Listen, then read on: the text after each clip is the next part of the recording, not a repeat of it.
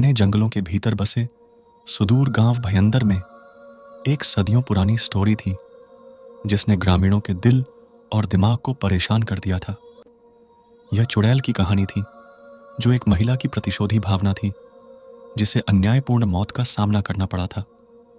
कहा जाता है कि वह दिन में एक खूबसूरत महिला के रूप में दिखाई देती थी, लेकिन रात में एक घृणित द्वेषपूर्ण वेश भूषा में बदल जाती थी, जो उन लोगों से बदला लेना चाहती थी जिन्होंने उसके साथ अन्याय किया था।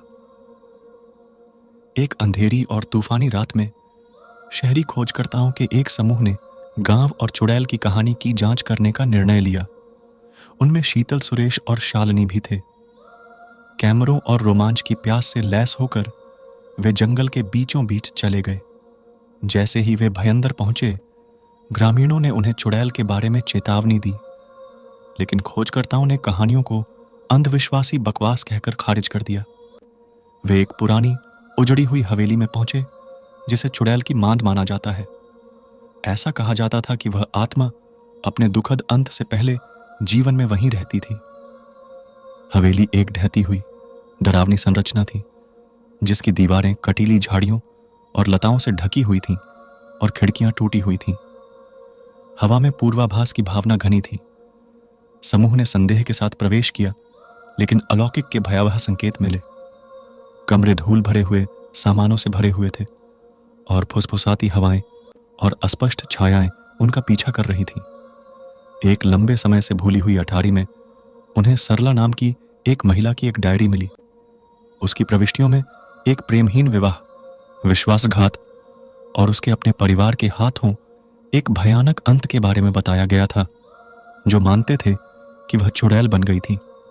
कहा जाता है कि सरला की आत्मा उन लोगों से बदला लेने के लिए गांव में घूमती रहती थी जिन्होंने उसके साथ गलत किया था। डायरी में लिखी कहानी को इग्नोर करके कहानी का मजाक उड़ाते हुए खोजकर्ता हवेली में आगे बढ़े। जैसे ही रात हुई और जंगल में अंधेरा छा गया, हवेली द्वेष से जीवंत हो उठी। गलियारों में भयानक आवाजें गूंजने लगीं और उन्हें एक ठंडी उपस्थिति का एहसास हुआ जो निकट आ रही थी। जैसे ही वे हवेली की छायादार गहराइयों में उतरे, उनके सामने एक भयावह आकृति उभरी। सरला चुड़ैल एक अलौकिक सुंदरता के रूप में दिखाई दी। उसकी आंखें एक अलौकिक आग से जल रही थीं और उसकी सुंदरता में एक द्वेष छिपा हुआ था।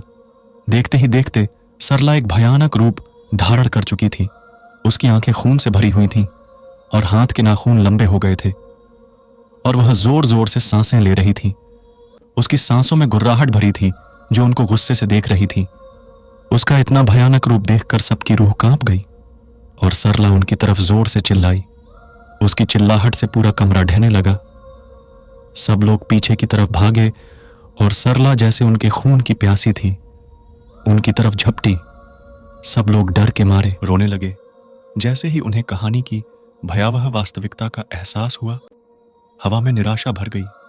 उन्होंने श्राप का मजाक उड़ाया था और अब उसके भयानक अवतार के साथ आमने सामने खड़े थे।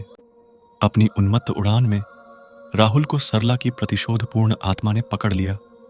उसकी चीखें इतनी खतरनाक थीं कि राहुल के कान से खून निकलने लगा और वह बेहोश हो गया। बाकी दो लोग राहुल की ऐसी हालत देखकर डर और हताशा से भागे। उनको भागते हुए उस डायरी की याद आई जिसमें सरला की कहानी लिखी थी। वो दोबारा से उस कमरे में गए और किताब का पन्ना पलटने लगे। उन्हें एक पन्ने पर कुछ मंत्र लिखे हुए मिले। डर और कांपती हुई आवाज में सुरेश ने मंत्रों को पढ़ना शुरू किया ही था कि सरला की प्रतिशोधी आत्मा उनके सामने आकर खड़ी हो गई।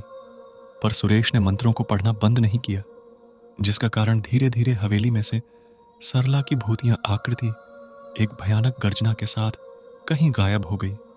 खोजकर्ता हवेली से भागने और गांव लौटने में सफल रहे।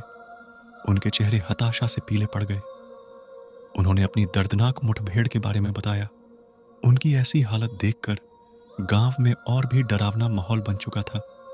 भयंद्र को इस कहानी ने हमेशा के लिए चिह्नित कर दिया और ग्रामीणों ने शापित हवेली से अपनी दूरी बनाए रखी, जो जंगल की गहराई में छिपी उस दुष्ट आत्मा की डरावनी याद दिलाती थी, जो उसे चुनौती देने वाले किसी भी मूर्ख से अपना बदला लेने की प्रतीक्षा कर रही थी।